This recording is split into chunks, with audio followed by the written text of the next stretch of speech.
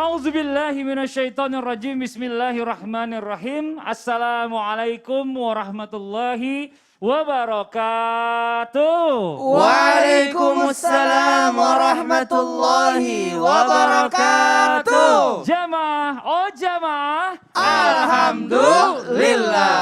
Alhamdulillahirabbil alamin. Allahumma shalli ala sayyidina Muhammad wa ala ali sayyidina Muhammad. Jamaah Islam itu indah yang dirahmati Allah, gimana kabarnya hari ini?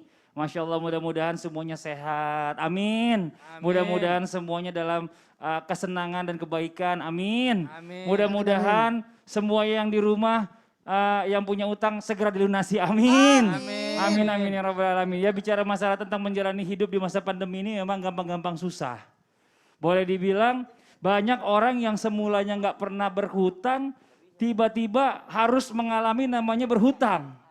Karena memang kebutuhan ini nggak bisa ditunda, yang namanya makan ya, yang namanya bayaran sekolah anak dan lain-lain. Tapi yang jelas kita nggak boleh menyerah dan harus tetap semangat ya. Selain harus bekerja keras ya, salah satu usaha juga yang nggak boleh ditinggalkan adalah senjatanya orang mukmin ini adalah berdoa. Masya Allah, luar biasa. Karena di dalam doa ini ya, kita bisa mengamalkan macam-macam, salah satunya adalah pelunas hutang, Masya Allah. Dan hari ini kita akan bahas tentang tema yang luar biasa, dan mudah-mudahan ini adalah tema-tema yang ditunggu oleh jamaah Islam itu yang ada di rumah. Temanya adalah doa-doa mustajab pelunas hutang. Alhamdulillah. Dan sebelum kita membahas lebih lanjut tentang tema kita pagi hari ini, saya akan mengajak jamaah yang ada di rumah untuk melihat terlebih dahulu sebuah video tayangan tentang tips melunasi hutang di dalam Islam. Ini di tayangannya.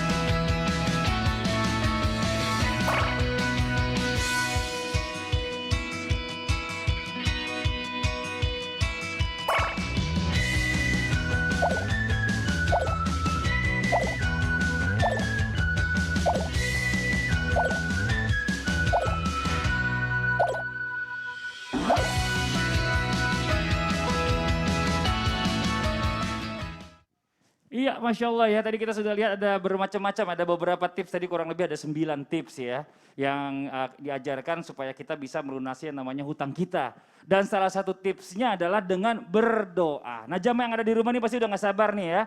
Apa sih doa-doa mustajab ya, untuk pelunas hutang? Yang pertama, mungkin langsung aja kita bahas sama guru kita, Habib Abdullah, mohon izin, tafadhol Bib. Ya. Tolong dijelaskan biar jamaah yang di rumah juga pada tenang semua hatinya. Marhaba, amin, amin. Marhaba. Mohon izin Bang Fadli, mohon izin silakan Bib. Guruku Ustaz Maulana, Ustaz Syam.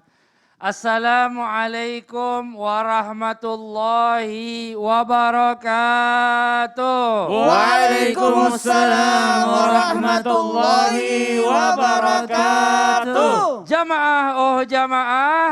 Alhamdulillah. Alhamdulillah rabbil alamin wa bihi nasta'in ala umuri dunya waddin. Allahumma salli wa sallim wa barik wa karim wa azim ala sayyidina wa maulana Muhammadin wa ala alihi wa sahbihi ajma'in, amma ba'd. Alhamdulillah para jamaah Islam itu indah. Kita bersama-sama membahas hari ini tentang doa-doa yang mustajab, yang melunasi daripada hutang-hutang kita. Nah, mudah-mudahan berkah kita belajar di hari ini, hutang-hutang kita cepat lunas semuanya.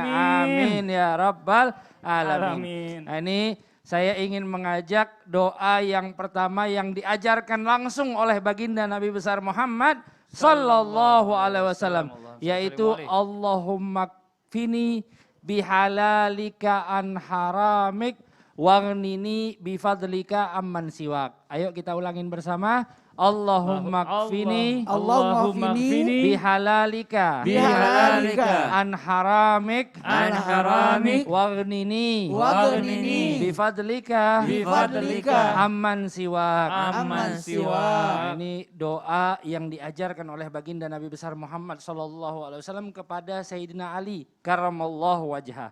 Kemudian di dalam sebab daripada wurud al-hadis, di dalam sebab terbentuknya ataupun terkeluarnya ucapan sabda baginda Nabi besar Muhammad SAW, datang seorang mukatab. Mukatab ini apa? Seorang hamba sahaya yang mana dia ini terikat dengan perjanjian. Jadi orang mukatab itu kalau seandainya dia melunasi daripada tenggatnya, melunasi daripada cicilannya terhadap tuannya, maka dia akan bebas. Tapi subhanallah, disinilah Islam mengajarkan bagaimana hak asasi manusia. Bahwa kalau kita baca di dalam ayat-ayat Al-Quran, apapun terkait daripada penebusan terhadap dosa, yang pertama kebanyakan itqu raqabatin mu'minah dan lain sebagainya. Nah, ini sangat luar biasa doa, bahkan Sayyidina Ali menyebutkan bahwa seandainya engkau punya hutang layaknya jabal, layaknya gunung, insya Allah kalau baca doa ini akan diberikan kemudahan oleh Amin, Allah Subhanahu amin, ya wa taala jalla jalaluhu wa taala fiulah. Dan juga sangat luar biasa, doa ini memiliki makna Allahumma kfini bihalalika an haramik. Ya Allah, cukupkan aku dengan hal-hal yang halal daripada yang haram. Ini menunjukkan betapa perlunya kita meminta sesuatu rezeki kepada Allah Subhanahu wa taala, minta rezeki kepada Allah tapi minta dengan cara yang benar. Minta rezeki kepada Allah Subhanahu wa taala, minta yang halal. Waghnini bifadlika amman siwak. Ya Allah, kayakanlah aku dengan keutamaanmu terhadapku daripada selainnya. Maka kita akan mengetahui betapa besar pemberian Allah Subhanahu wa taala kepada kita. Sebanyak apapun harta yang ada di dunia ini tidak menandingi daripada nikmatnya Allah Subhanahu wa taala. Misalnya mata nih, saya pakai kacamata, Bang Fadli juga pakai kacamata. Ya, Bib. Kita tahu nih harga frame berapa misalnya. Betul. Mahal. Belum lagi lensanya, belum lagi. Tapi ketika Allah Subhanahu wa taala memberikan kesempurnaan dalam memandang, ini nikmatnya luar biasa. Enggak tertandingi dengan apa yang menempel pada tubuh kita semuanya. Oksigen, kita lihat sekarang oksigen betapa langkanya, betapa mahalnya, tapi Allah Subhanahu wa taala berikan itu gratis kepada kita. Makanya kita perlu bersyukur. Waghnini bifadlika amman siwak. Nah, ini agar kita selalu bersyukur dengan bagaimana nikmat-nikmat yang Allah Subhanahu wa taala berikan kepada kita semuanya. Amin ya rabbal alamin. Allahumma kfini Bihalalika an haramika waghnini bifadlika aman siwa. Yang di rumah Masya catat Allah. langsung nih ya. Mudah-mudahan salah satu amalannya udah tadi dibocorin sama guru kita Habib Abdullah. Bagaimana caranya kita mudah-mudahan segera terbebas dari hutang-hutang Ya kita. Rabb. Amin amin ya Amin rabbal ya alamin. rabbal alamin. Nah, sekarang kita lanjut lagi ya. Buat jamaah Islam itu indah ini rahmati Allah yang ada di rumah. Berbicara masalah tentang menghadapi yang namanya permasalahan hutang piutang ini ya. Sebagai seorang muslim, kita ini benar-benar harus berhati-hati banget nih. Bahkan di dalam Islam sangat diajarkan yang namanya tentang adab-adab dalam transaksi hutang piutang. Mungkin kadang-kadang kita suka menggampangkan nih, udahlah namanya yang minjem juga si A itu kan masih saudara kita gitu. Saudara gitu ya. Si A ini kan masih sepupu kita. Udahlah kalau pakai utang tulis-tulisan begitu kayaknya gimana gitu, kayak mau orang lain aja. Ternyata ini nggak segampang gitu loh ya kan. Duit ini nggak ada saudaranya kadang-kadang orang bilang, nauzubillah min zalik. Coba kita minta penjelasan nih sama Ustadz kita yang milenial nih. Ya Baik. kadang-kadang anak muda justru yang menggampangkan ini. Banyak Ustadz, teman ya. gitu ya. Iya. Oh, teman nongkrong. Betul. Bayarin dulu deh, nanti aku Ya. bayarin. Pakai duit lu dulu deh gitu kan. Ntar gue pakai duit gue kapan-kapan gitu. Silakan penjelasannya teman-teman. Baik, bismillahirrahmanirrahim. Tabi guruku Ustaz Maulana Habib Abdullah Mas Fadli serta guru-guru kami yang dimuliakan Allah Subhanahu wa taala. Bismillahirrahmanirrahim. Alhamdulillahirabbil alamin wassalatu wassalamu ala asyrafil anbiya'i wal mursalin sayyidina Muhammadin wa ala alihi wa sahbihi ajma'in. Asbahna wa asbahal mulku lillahi rabbil alamin. Subhanaka la ilma lana illa ma 'allamtana innaka antal alimul hakim. Rabbi shrah li sadri wa yassir li amri wahlul 'uqdatam min lisani yafqahu qawli waj'al li waziran min ahli. Amin amin amin ya rabbal alamin. ayat terpanjang di dalam Al-Quran ternyata membicarakan tentang apa yang ditanyakan barusan oleh Bang Fadli. Tentang bagaimana kita mencatat ketika ada hutang piutang. Ba'dan aqul a'udzubillahi minasyaitonirrajim. Ya ayyuhalladzina amanu idza tadayantum bidainin ila ajalin musamman faktubuh. Tentang bagaimana Allah Subhanahu wa taala mengajarkan bukan hanya sekarang tapi sejak dahulu kala di zaman masih barter gitu ya, di zaman Rasulullah SAW sebelum ada dinar misalnya masih barter, aku punya gandum, kamu punya kambing, masih barter aja atau masih hutang piutang barang demikian, itu sudah diajarkan falyaktubuh ya, belum ada kwitansi tapi diminta untuk mencatatnya. Saking pentingnya untuk mencatat yang namanya transaksi wabil khusus hutang piutang ini, karena subhanallah banyak pertengkaran yang terjadi atau hilangnya amanah yang terjadi setelah terjadinya transaksi hutang piutang. Yang pertama mencatatnya. Yang kedua, kalaupun tidak mencatatnya, hadirkan 2 orang saksi laki-laki. Subhanallah, saking pentingnya udah kayak apa aja gitu ya, ada 2 saksi, udah kayak akad nikah aja Pak Fadli. Kenapa? Benar. Karena saking pentingnya yang namanya transaksi hutang piutang disaksikan oleh orang yang berakal, oleh orang lain. Karena Islam memikirkan dampak ke depannya. Subhanallah. Namun ketika kita melihat para pendapat ulama fikih, maka kita lihat di 4 mazhab Syafi'iyah, Malikiyah, Hanabilah, kemudian Imam Abu Hanifah, mereka berpendapat bahwasanya ternyata hukum mencatat atau menuliskan yang namanya kwitansi dalam Al-Quran memang Allah perintahkan, namun bukan berarti diwajibkan. Nah, ini hanyalah anjuran dari Allah Subhanahu wa taala, tapi anjuran yang sangat kuat.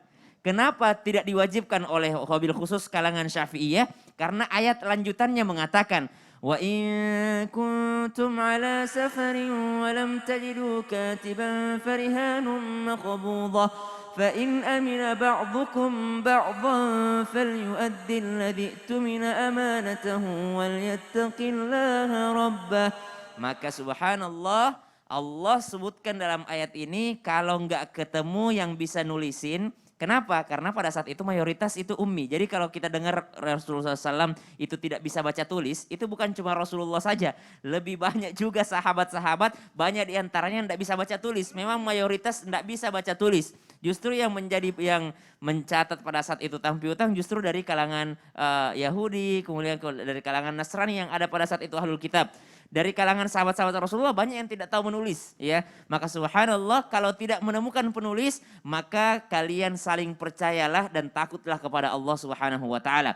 Namun menurut para ulama kalau dikhawatirkan orang ini akan khianat nantinya maka hukumnya jadi wajib.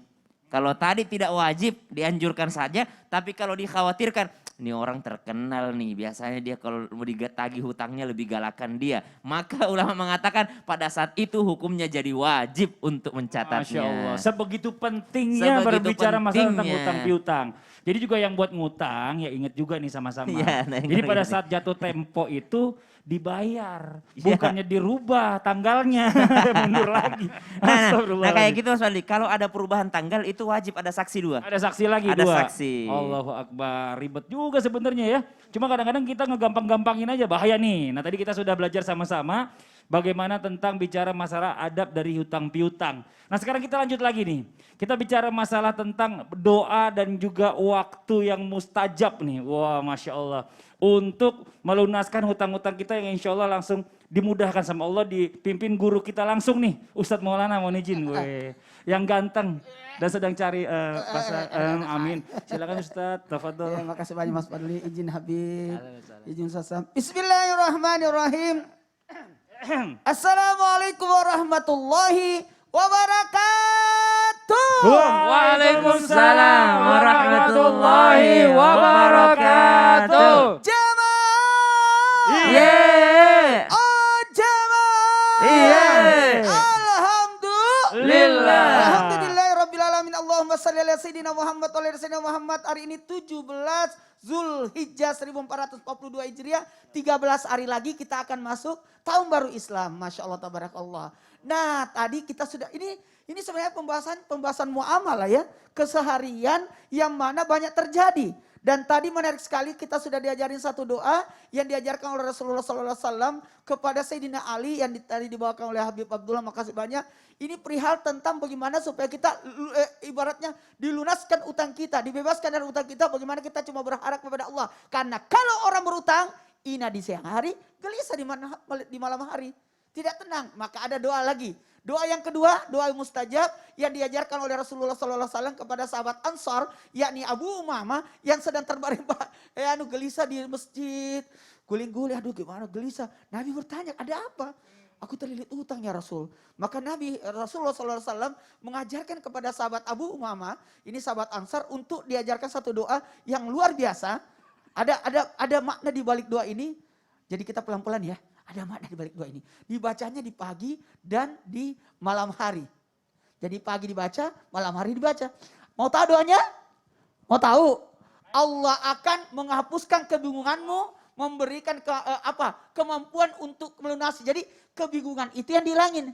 Kadangkala orang nggak ada usaha untuk berdoa, nggak ada usaha untuk mencari. Kenapa? Karena kenapa? Kebingungan. Gimana solusinya? Jadi Allah kasih solusi dan nanti akan dihilangkan kemalasan. Ayo.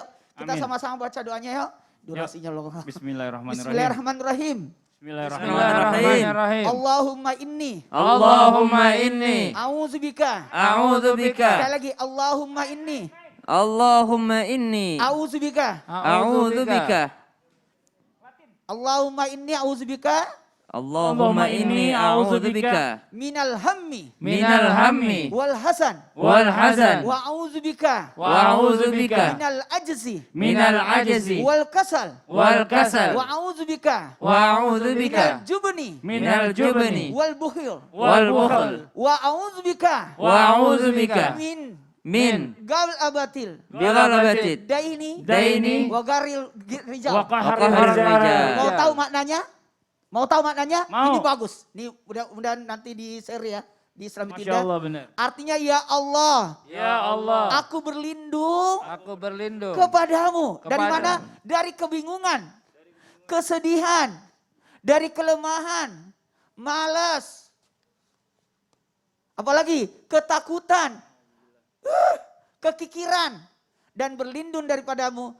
Ya Allah dari lilitan utang. Ini bagus. Jadi sebenarnya kalau kita bacanya bagus ini pagi dan sore hari atau maghrib. Bagusnya kalau sebelum berangkat. Kenapa? Sebenarnya doa itu merupakan imun untuk semangat supaya kita bisa bergerak beribadah.